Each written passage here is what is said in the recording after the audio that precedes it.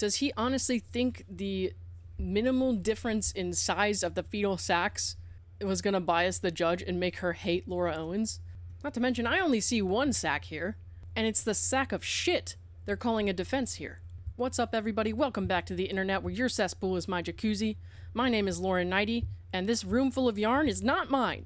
I've been discussing the Clayton Echard Laura Owens paternity scandal case, with some of the craziest things actually happening on Twitter. Another outlandish and kind of aggressive thing that Laura's lawyer has been doing is implying that Gregg Woodnick, Clayton's lawyer, is some kind of slimeball. He thinks that Woodnick distorts things, leaves things out, whatever, on purpose. These claims are generally entirely hypocritical, but I'm not going to get started on that. According to David, Laura's lawyer, Woodnick has lied to the court to make the judge hate Laura, because Woodnick allegedly claimed Laura said things like this in her deposition, which she never said. Here's the this that he's referring to. Here they're talking about Laura's alleged miscarriage in which she said she passed 2 sacs that might have been, fetal sacs. Gregg asks, how big were the sacs that you passed?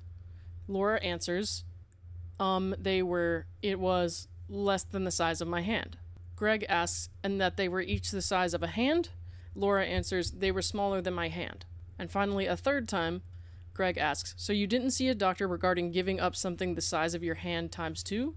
And then Laura answers, smaller than my hand. David then points out this section of Gregg Woodnick's motion to compel. In it, Gregg writes, petitioner testified she altered an ultrasound image falsely claiming they came from Southwest Medical Imaging, and she miscarried 2 hand-sized fetuses sometime in September, October. First and foremost, I don't find this reliable because we know that Laura Owens has credibility issues, and we're only seeing cherry-picked bits and pieces of this deposition transcript.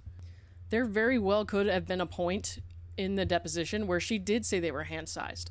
She seems to change her statements and her timelines a lot, but putting that aside, assuming Gregg Woodnick did actually make a misstatement and said hand-sized instead of smaller than her hand, is this really a proportionate tantrum?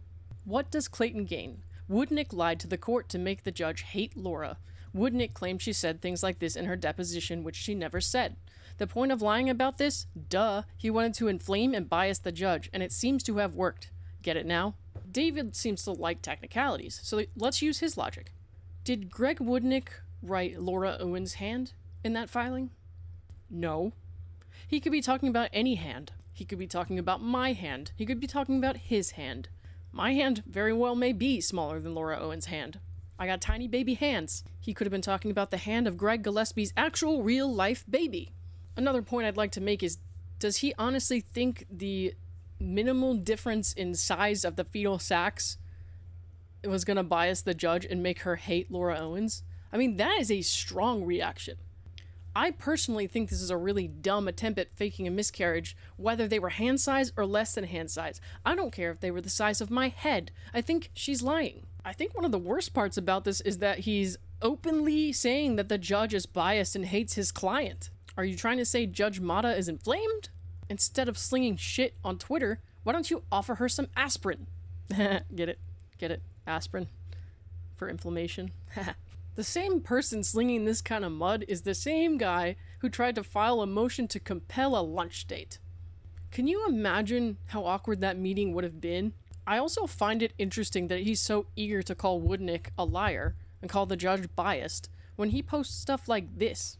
According to Laura, she never A, had a 20-week sonogram, and B, sent a 20-week sonogram to Clayton. Show me the evidence that proves this wrong, please. Bear in mind, by 20 weeks, early October, Clayton was asking for harassment injunction, which he petitioned for on 9/26. I believe she never had a 20-week sonogram, but she definitely tried to send one. When people have pointed out that Laura did make that claim in court, he says it's a 15-second clip with zero context involving a hearing I wasn't at. I have no idea what they're talking about or whether the clip proves what you claim. So you just don't know? Or it probably would have been a good idea to look into that a little more before posting that last tweet.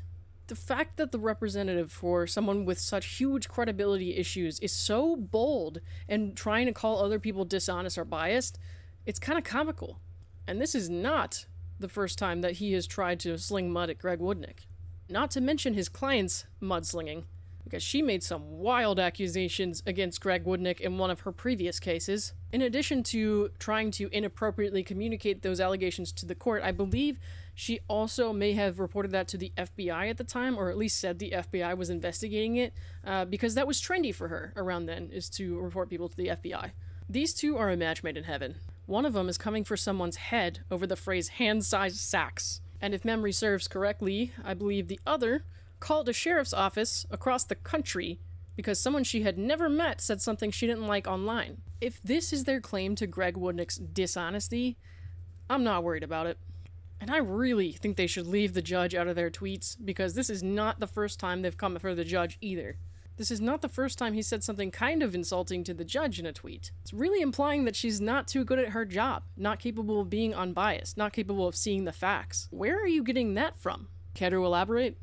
Anyways, this was just one small part of a string of ridiculousness lately, but I'll probably get more into all of it later.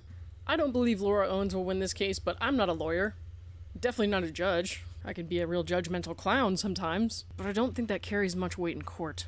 Tonight I'll be having a live stream at 8 o'clock Eastern where we'll talk a little bit more about this trial just briefly, and then I go into game night with viewers. It's free for anyone to play. You don't need an app or anything like that, just your phone or device. It's been really fun and everyone's able to participate, so hopefully you guys will join us. Thanks to some of my generous viewers who donated money to support my channel, I was able to buy a desk fan, so hopefully I'll be sweating a lot less during my videos and live streams. As of yesterday, I am now a YouTube partner, so we're going places. Additionally, now that I am a YouTube partner, I've been able to get some members to my channel. I have like a dozen members of the Drunk Turtle Club, so that's pretty cool. If you're so inclined to join, you can hit the join button under this video. If not, you can still play with us. I will be having some members-only streams and game nights, but I'm not going to stop doing the free-for-alls because I want everyone to feel included, and I like having everyone participate, and I like getting to know everyone and talking to all of you, so I really enjoy it. Hopefully you'll come stick around for a little while. I would love to hear from everybody, so I'll talk to you later. Thanks to you, I was now able to buy a desk fan.